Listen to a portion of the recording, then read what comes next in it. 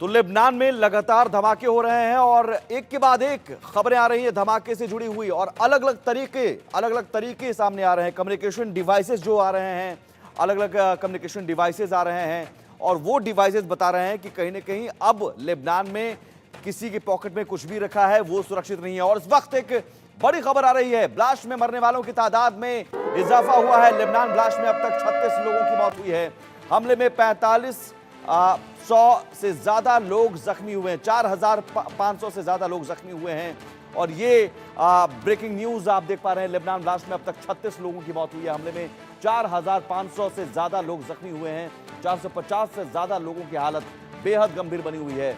तो लेबनान में हालात अभी लगातार खराब होते जा रहे हैं इस लिहाज से। और देखिए तस्वीर में देखिए, पेजर ब्लास्ट पहले हुआ, फिर अब वॉकी टॉकी अगर किसी के पास है वॉकी टॉकी में ब्लास्ट हो जा रहा है। अगर गाड़ी में वॉकी टॉकी रखा हुआ है तो गाड़ी में भी ब्लास्ट हो जा रहा है। कम्युनिकेशन डिवाइसेस जितने भी हैं, चाहे वो घर में रखे कोई सामान हो, उपकरण हो, किसी भी तरह के इस्तेमाल करने वाली चीजें हो, उसमें ब्लास्ट हो रहा है। और ये मोसाद का नया हथियार है। हम आपको सिलसिलेवार तरीके से बताते हैं कौन कौन से वो मोसाद का नया हथियार है। और ये तकनीक के इस्तेमाल से जंग का एक नया तरीका है, युद्ध का एक नया तरीका है। आपको बताते हैं मोसाद का नया हथियार पेजर है, मोबाइल पर्सनल रेडियो सेट्स अगर किसी के पास हैं तो ये तीनों कम्युनिकेशन डिवाइसेस में ब्लास्ट हुए हैं। लैपटॉप अगर किसी के पास है या फिर वॉकी टॉकी है। सोलर पैनल का भी इस्तेमाल होने लगा है, अब सोलर पैनल में भी ब्लास्ट किए जा रहा है। और ये हो कैसे रहा है, इसकी कई थ्योरी सामने आई है, वो भी बताएंगे आपको। बायोमेट्रिक्स, घरों के इलेक्ट्रॉनिक उपकरण है, फ्रिज है, टीवी है, ये तमाम चीजें जो इस्तेमाल रोजमर्रा की चीजें में होती हैं। रेडियो, कार, बाइक, स्कूटी, जो भी आप नाम लीजिए, आप रोजमर्रा की चीजों में जो इस्तेमाल करते हैं उपकरण, कम्युनिकेशन डिवाइसेस के तौर पर हो, पेजर, मोबाइल या पर्सनल रेडियो सेट्स के तौर पर हो, लैपटॉप हो, उसमें ब्लास्ट हो जा रहे हैं। और लेबनान में ये सभी आतंकित हैं। हिजबुल्लाह के जितने भी कमांडर और आतंकी हैं वो अब बेचैन हैं, बौखलाए हुए हैं कि करें तो करें क्या, कहां भागें, क्योंकि उनके पास ही मौत का साजो सामान है और उन्होंने ये साजो सामान खरीदा है। समझिए कि मौत का सामान खरीदा है और उसी सामान से उनकी मौत हो रही है या वो जख्मी हो रहे हैं। रेडियो अगर चला रहे हैं तो ब्लास्ट हो रहा है, कार में बैठे हुए कार ब्लास्ट हो जा रही है, बाइक या स्कूटी, ये तमाम चीजें ब्लास्ट हो रही है। अब समझिए कि ये जो मोसाद है, जिसने अब बताया जा रहा है कि जिसने इस हमले को अंजाम दिया और जिसकी वजह से ब्लास्ट हो रहा है, उसकी एक यूनिट है, बहुत खतरनाक यूनिट, साइबर वॉरफेयर यूनिट 8200। अब आपको बताते हैं कि इस यूनिट के बारे में आखिर खासियत क्या है। इजराइल की सबसे खतरनाक साइबर वॉरफेयर है यूनिट 8200।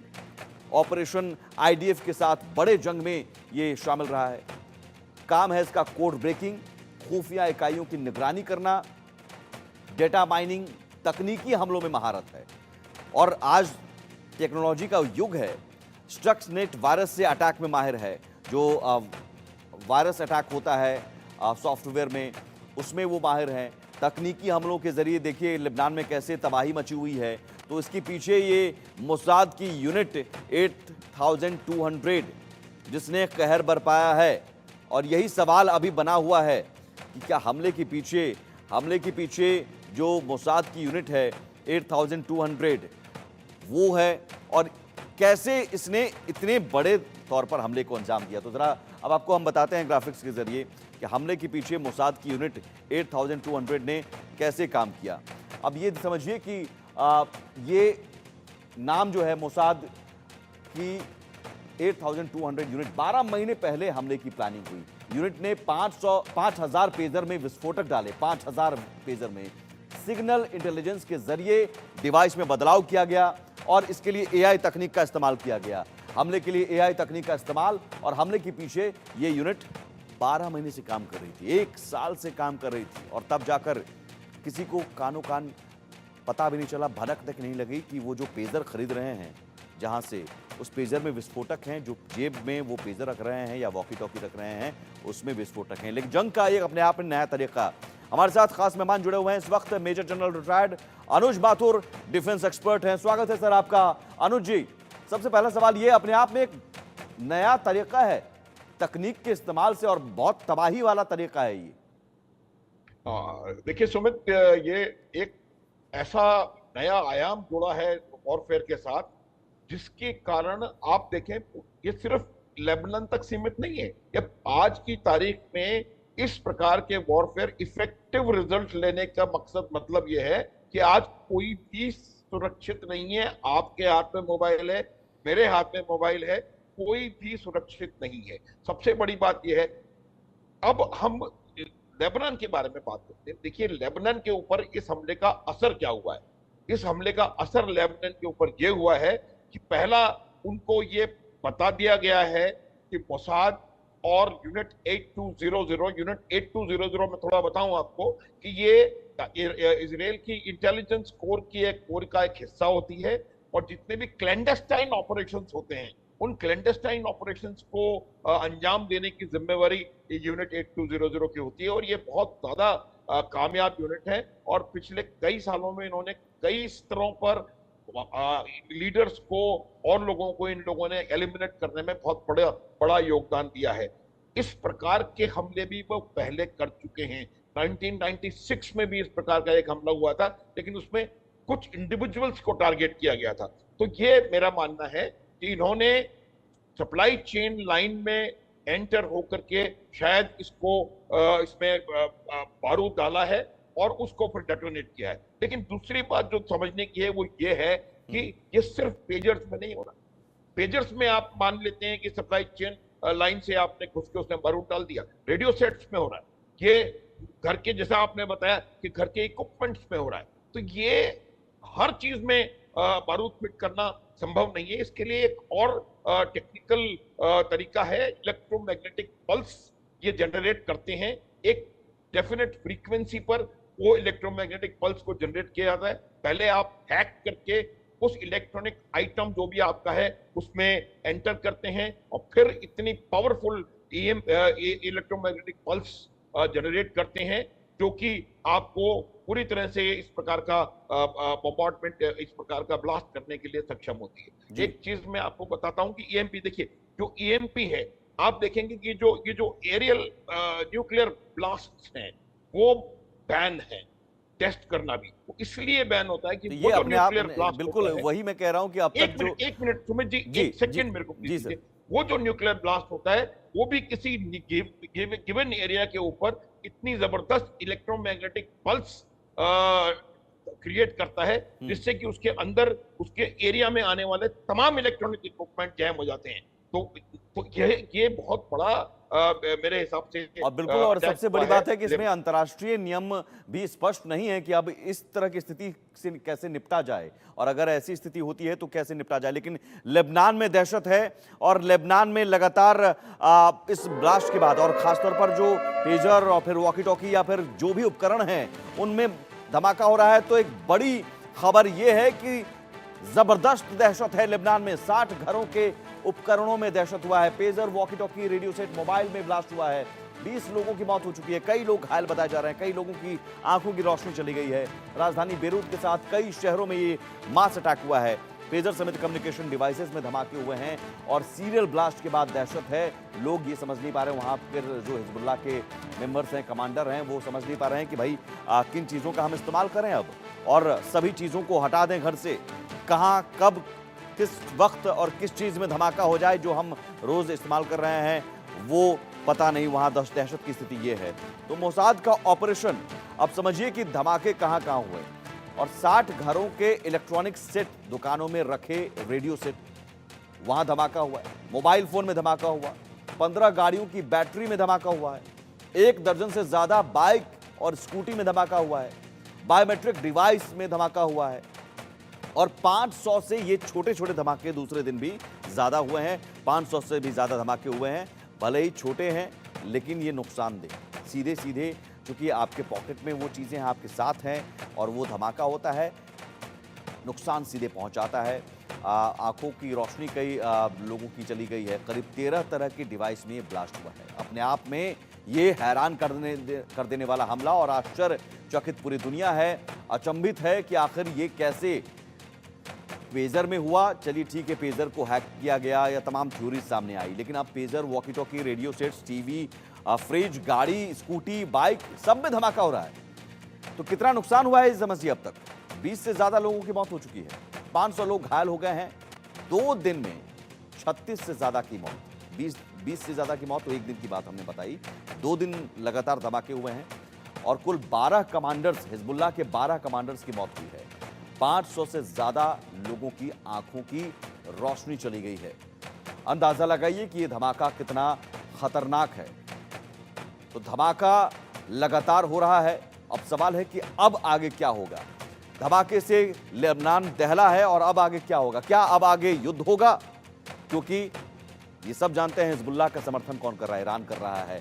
तो यहां सबसे बड़ा सवाल है कि तुर्की ने हर संभव मदद का भरोसा दिया है, हमले युद्ध की शुरुआत के संकेत बताए हैं।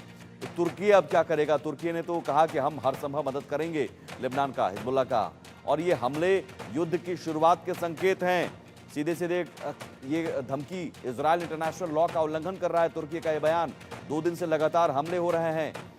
अब तुर्की क्या करेगा ये देखना होगा। सभी निजी और सरकारी स्कूल फिलहाल एहतियातन बंद कर दिए गए हैं।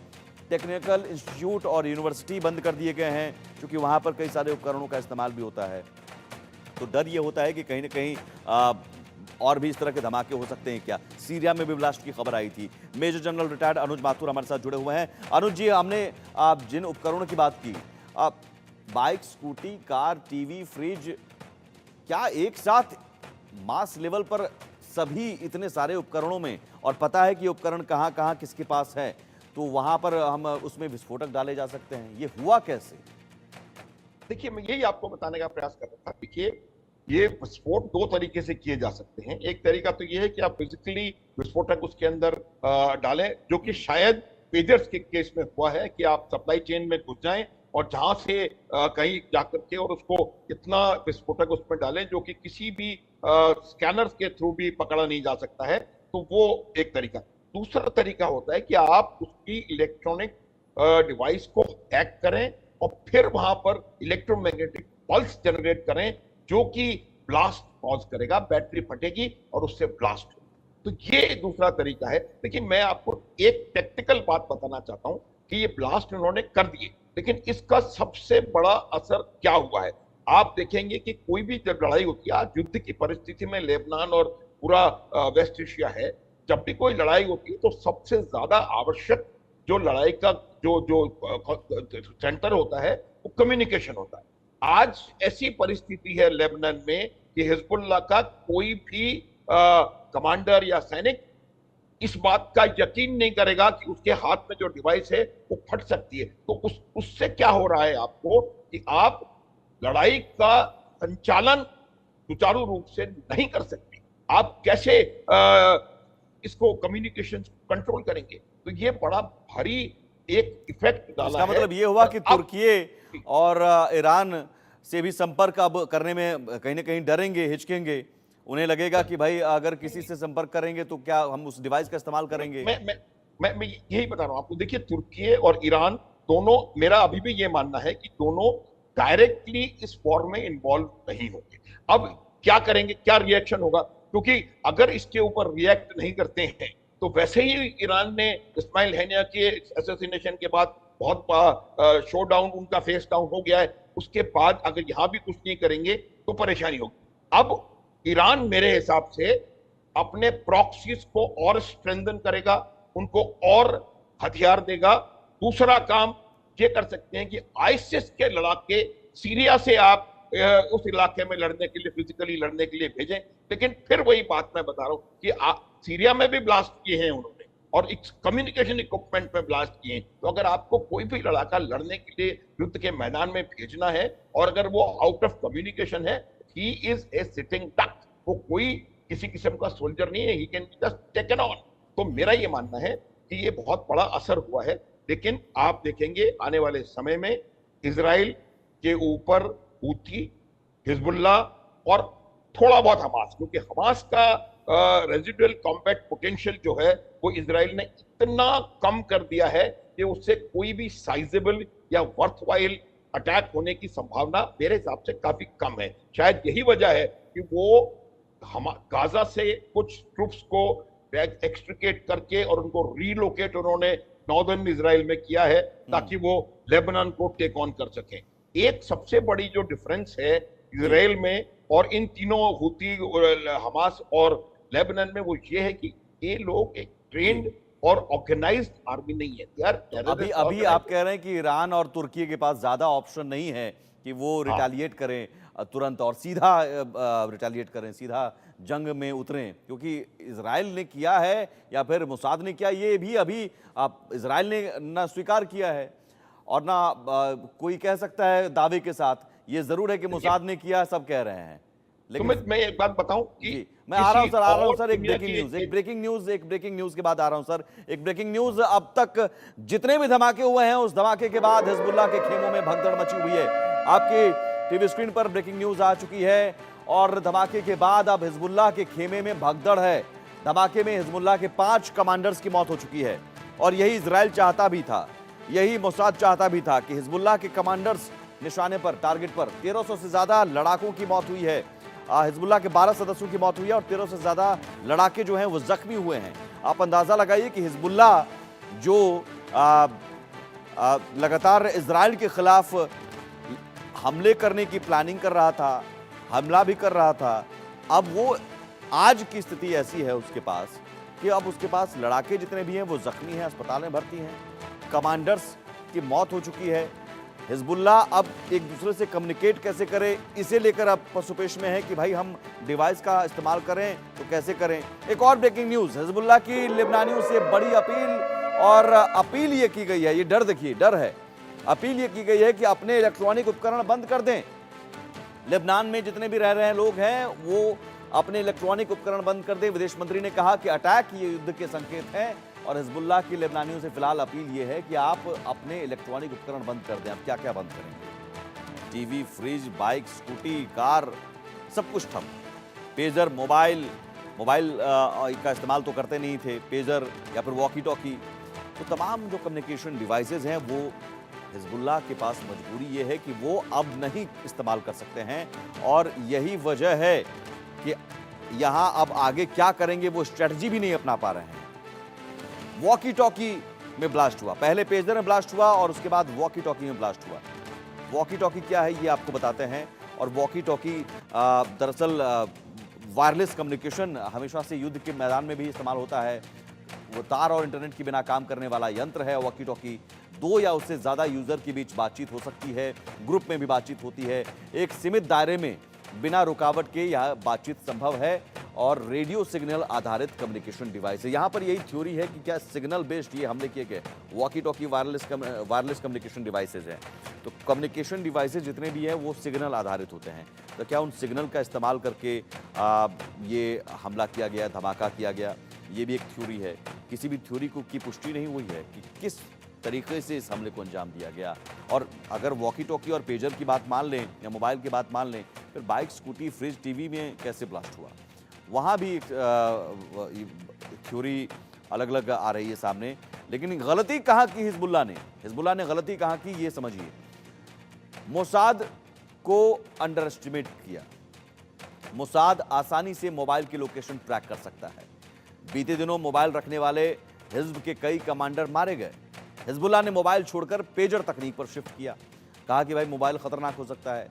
अब हिजबुल्लाह की तरफ से बड़े पैमाने पर पेजर का ऑर्डर दे दिया गया। ताइवान की गोल्ड अपोलो कंपनी जो पेजर बनाती है, गोल्ड अपोलो कंपनी को 5000 पेजर का ऑर्डर दिया। अब इजरायली एजेंसियां इस पेजर के बड़े पैमाने पर ऑर्डर पर चौकन्नी हुई। मोसाद ने पेजर में 3 ग्राम से 15 ग्राम तक विस्फोटक प्लांट कर दिए थे। थ्योरी यह है कि ताइवान से आने वाले पेजर को बीच में ही उसी में विस्फोटक प्लांट कर दिया गया, यानी कि हिजबुल्लाह के कमांडर्स और लड़ाकों को पता भी नहीं कि वो जो पेजर खरीद रहे हैं पैसे देकर, वो उनकी मौत बनकर धमाका। और ये समझिए कि लगातार इस तरह के धमाके होते गए और अब जाकर पेजर को भी बंद करने की अपील की जा रही है, तमाम इलेक्ट्रॉनिक उपकरण के बंद करने की अपील की जा रही है। अनुज माथुर हमारे साथ जुड़े हुए हैं लगातार। अनुज जी, ताइवान की कंपनी हो या फिर वॉकी टॉकी के बारे में कहा जा रहा है जापान की एक कंपनी है वो भी जांच कर रही है, क्या ऐसा हो सकता है कि भाई पेजर का ऑर्डर दिया गया, कंपनी ने ऑर्डर दिया, डिलीवरी के दौरान बीच में ही कहीं उसमें प्लांट कर दिए गए विस्फोटक, या फिर कंपनी की मिलीभगत हो सकती है? बिल्कुल सुमित, ये इसमें एक और आपने देखा होगा कि एक और बात उभर के आ रही है कि ये हंगरी के कोई या बुडापेस्ट में कोई और कंपनी है जो कि इजराइल की कोई शेडो कंपनी है, और वहां पर भी ये उसको सप्लाई चेन में वो भी एक पॉइंट था। देखिए, सप्लाई चेन में घुस करके और इतना बारूद इसमें लगाना जो कि डिटेक्शन सिस्टम्स या स्कैनर से डिटेक्ट ना हो, वो संभव है। और वो संभव है सिर्फ मोसाद के लिए। आज की तारीख में जो मोसाद कर सकता है, मुझे लगता नहीं है कि दुनिया की कोई भी इंटेलिजेंस एजेंसी वो कर सकती है। लेकिन मैं फिर आपको बताना चाहता हूं कि इस थ्योरी के अलावा ये जो इलेक्ट्रोमैग्नेटिक पल्स और हाई फ्रीक्वेंसी आप उसके अंदर हैकिंग, ये साइबर वॉरफेयर का बहुत बड़ा नमूना है। जी, आप उसके बिल्कुल आने वाले दिन में ये साइबर वॉरफेयर हो सकता है, और जंग में इस्तेमाल अगर तकनीक का इस तरह हो रहा है तो ये अपने आप में खतरनाक भी है। आप बने रहिए हमारे साथ, एक ब्रेकिंग न्यूज आ रही है। इजराइल से बदला लेने की तैयारी में है हिजबुल्लाह, पेजर हमले का बदला लेने की तैयारी में जुटा है। ब्रेकिंग न्यूज आप वॉल पर आप देख सकते हैं। दक्षिण लेबनान में हलचल तेज हुई है, और ये हलचल इसलिए भी तेज हुई है कि अब ये स्ट्रेटजी बनाई जा रही है। लेकिन करेंगे क्या? सवाल ये है कि इजराइल के खिलाफ क्या हमला करेंगे? पेजर हमला की तैयारी, पेजर हमला के बदले में वो हमला करेंगे, तो हमला करेंगे तो इजराइल भी पलटवार करेगा, करारा पलटवार करेगा। लेकिन क्या करेगा लेबनान, ये हिजबुल्लाह क्या करेगा, ये देखना होगा। और समझने की कोशिश करते हैं कि हिजबुल्लाह की चेतावनी अगर है तो उस चेतावनी के पीछे दम कितना है। ज़रूर इस तरह की चेतावनी दी जाती है ताकि आगे वो बचाव कर सकें, आगे अपने लड़ाकों का मनोबल बढ़ा सकें। अब आपको ग्राफिक्स के जरिए बताते हैं कि हिजबुल्लाह की चेतावनी क्या है, और अपील भी की गई है। ये कहा गया है कि लैंडलाइन फ़ोन का इस्तेमाल लड़ाके करें, कुरियर के लिए बाइक इस्तेमाल करें लड़ाके, ये अपील की जा रही है। इजराइल के खिलाफ हमारी जंग जारी रहेगी, इजराइल के खिलाफ जंग और तेज होगी। इजराइल के रुकने से हम रुकने वाले नहीं हैं। लेकिन फिलहाल तो वो स्थिति ये है कि वो पेजर बंद करने की अपील कर रहे हैं, मोबाइल फ़ोन इस्तेमाल नहीं करने की अपील कर रहे हैं, कह रहे हैं कि बाइक का इस्तेमाल कीजिए, लैंडलाइन फ़ोन का इस्तेमाल कीजिए। लेकिन लैंडलाइन फ़ोन पर भी डर है, दहशत है, वो भी कहीं ब्लास्ट हो जाए। बिल्कुल अनुज जी हमारे साथ लगातार जुड़े हुए थे। अनुज जी, बहुत शुक्रिया आपका हमारे साथ जुड़ने के लिए। बहुत सारी बातचीत है, इसमें कई सारी थ्योरीज हैं, लेकिन उन थ्योरीज को लेकर चर्चा है, उन चर्चाओं पर अभी पुष्टि नहीं हुई है। लेकिन पूरी दुनिया यही सोच रही है कि आखिर ये हुआ तो हुआ कैसे। लेकिन क्या आने वाले दिनों में युद्ध में ये युद्ध का एक नया तरीका है, तकनीक के इस्तेमाल से इस तरह की तबाही हो सकती है। एक छोटा सा ब्रेक के उस पार भी खबरें जारी हैं।